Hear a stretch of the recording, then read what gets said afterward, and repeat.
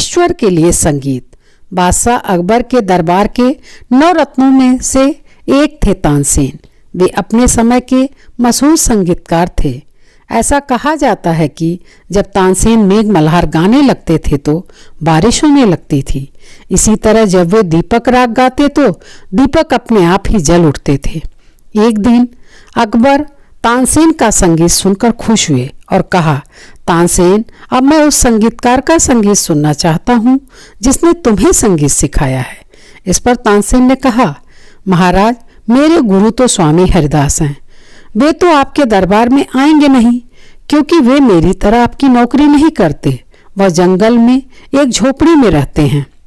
जब उन्हें अच्छा महसूस होता है तो वह गाते हैं, और जब अच्छा महसूस नहीं होता तो नहीं गाते हैं।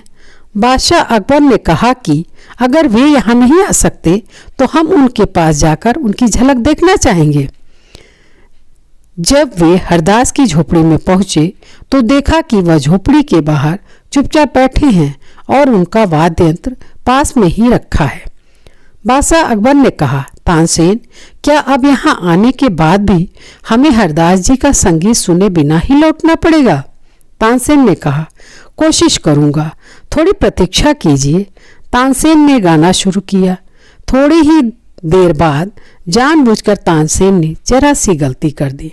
इस पर उनके गुरु हरदास ने तत्काल टोका और कहा, तानसेन, इस तरह मत गाओ। और इतना कहकर स्वामी हरदास ने खुद ही गाना शुरू कर दिया। उनके गायन में तो गजब का जादू था। बादशाह अकबर तो हरदास के संगीत में पूरी तरह खो गए थे। उनकी एकाग्रता तब टूटी जब हरदास ने गाना बंद कर दिया।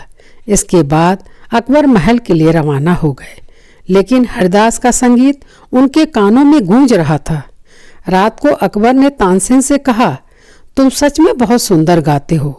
तुम वास्तव में भारत के सबसे महान गायक हो, लेकिन फिर भी तुम्हारा संगीत उस ऊंचाई को हासिल नहीं करता जो कि हरदास जी का संगीत करता है। तानसेन ने हाथ जोड़कर कहा, महाराज, गुरु हरदास जी और मेरे बीच एक बहुत बड़ा फर्क है कि मैं अपने राजा के लिए गाता हूँ, जबकि गुरु हरदास जी तो केवल ईश्वर के लिए गाते हैं। वे दरबार के एक संगीतकार से तो बहुत बड़े और आगे हैं। तानसेन का जवाब सुनकर बादशाह अकबर मौन थे। वे अपने आप से कह रहे थे, जो ईश्वर के लिए गाता है उसकी आवाज़ में दैवी मधुरता तो अपने आप ही आ जाती है।